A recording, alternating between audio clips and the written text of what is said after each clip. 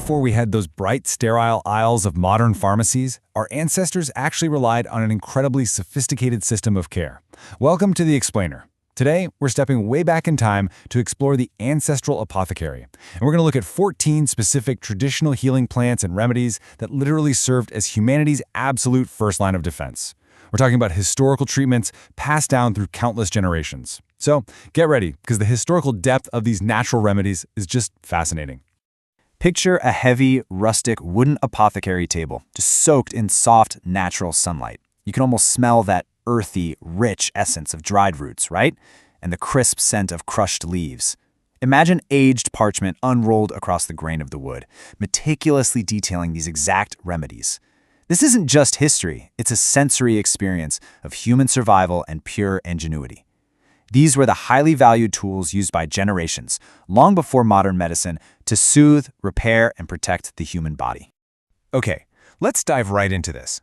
To navigate our apothecary table today, we're going to organize our tour by bodily systems across 4 major categories. First up, easing pain and inflammation. Second, we'll cover the external first aid of healing skin and wounds. Third, immunity and respiratory support. And finally, we'll wrap the whole shebang up with general wellness and digestion. All right, Section 1, easing pain and inflammation. Think about it. Physical labor was the absolute backbone of ancestral life, which meant aches, pains, and physical discomfort. They were daily realities. Our ancestors needed robust, reliable ways to just keep moving. Well, enter willow bark. It was a vital source of relief. It's a natural source of salicin, which, fun fact, is actually the chemical precursor to modern aspirin. It was traditionally utilized specifically to ease pain and lower inflammation in the body. It was an absolutely crucial tool for managing that daily physical toll. And this brilliantly illustrates the really targeted nature of these ancestral remedies. So we just talked about willow bark for internal inflammation, but look at the other tools in this specific pain management toolkit. You've got Arnica, which was relied upon topically, rubbed directly onto the skin for bruising, swelling, and deep muscle soreness. And right next to it, Clove, utilized specifically for the intense discomfort of tooth and gum pain. I want to slow down on Clove for a second, because it's a perfect example of why this all matters. It provided highly specific numbing and cleansing properties. I mean, just imagine for a moment experiencing severe dental pain before the invention of modern dentistry or synthetic anesthetics.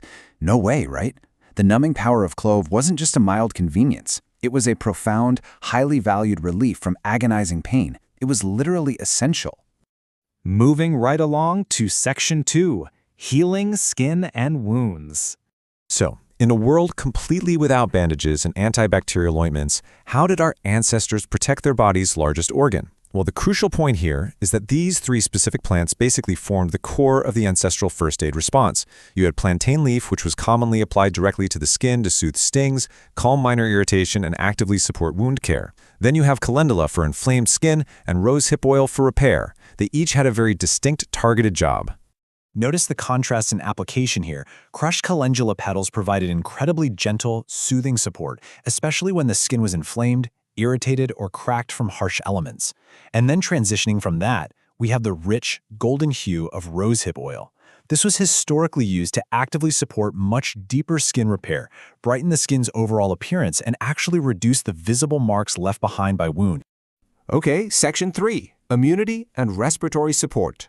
When the seasons changed and ailments inevitably swept through a community, these were the heavy hitters our ancestors reached for. Here is our rapid-fire list of 5 absolute powerhouses. Elderberry, historically used to calm coughs and proactively support immunity. Garlic and thyme, which we're going to look at a bit closer in just a second. Eucalyptus, famous for its intense aroma. And wild cherry bark, a very specific traditional remedy targeted right at dry coughs and irritated airways. Put them together, and they formed a really comprehensive respiratory defense system. Now, what's really fascinating here is the shared characteristic between 2 common kitchen staples, garlic and thyme. In botanical herbal uses, they were highly valued not just for their flavor, but for their powerful antimicrobial and cleansing properties. I mean, they were the infection fighters. They were associated with active infection support and boosting the body's overall immunity to fight off invisible threats. Oh, and fun fact, Grave robbers during the plague famously used potent herbs like thyme and garlic to supposedly protect themselves from airborne sickness. Crazy, right? And for those respiratory threats that really settled deep in the chest, there was eucalyptus. Imagine the thick, aromatic vapors rising gracefully from a bowl of hot water and steeped eucalyptus leaves. That steam was deeply inhaled, and it was used traditionally for immediate congestion support and to pave the way for easier breathing. It's a very visceral, highly effective application of plant power. And finally, Section 4, General Wellness and Digestion. If those previous sections were all about fighting fires, pain, wounds, coughs, this section is really about maintaining the foundation. It's about internal balance, gut health, and restorative sleep. Here we have 3 very different but equally vital wellness staples. First up is nettle leaf.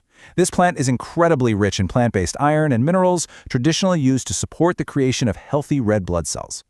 Then we have the soothing presence of lavender alongside the fermented power of sauerkraut. Let's see how this builds a complete picture of internal balance.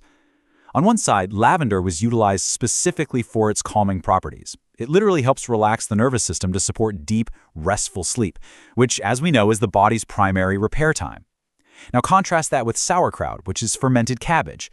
This isn't about resting at all. It's about active, living cultures going to work in your digestive tract. It was historically used for profound gut health support long before the word probiotic was ever even coined. Seeing dried lavender sitting right next to fresh, potent garlic bulbs resting on aged parchment really grounds us in reality. These aren't just abstract chemical compounds cooked up in a lab somewhere. They are organic, tactile elements of the earth. The textures, the smells, the vibrant colors. These elements capture the truly timeless essence of how human beings have interacted with the natural world to survive and ultimately thrive. Which brings us to Section 5, the legacy of healing. Traditional plant uses passed down for generations. Long before your modern medicine cabinet was stocked with synthesized therapies, these exact plants, the willow bark, the plantain leaf, the elderberry, the garlic, these were your ancestors' reliable primary line of defense. The knowledge of how to use them to soothe pain, heal skin, and boost immunity was a precious inheritance, carefully passed from parent to child over centuries. So I want to leave you with this question to ponder today. Which of these 14 traditional remedies will you add to your own modern apothecary? Are you leaning towards the numbing power of clove, or maybe the gut-supporting magic of sauerkraut? Drop your answers down in the comments below. I literally read every single one. If you enjoyed this structured visual journey through history, make sure to like this explainer and subscribe to the channel for more focused learning. Until next time, stay curious.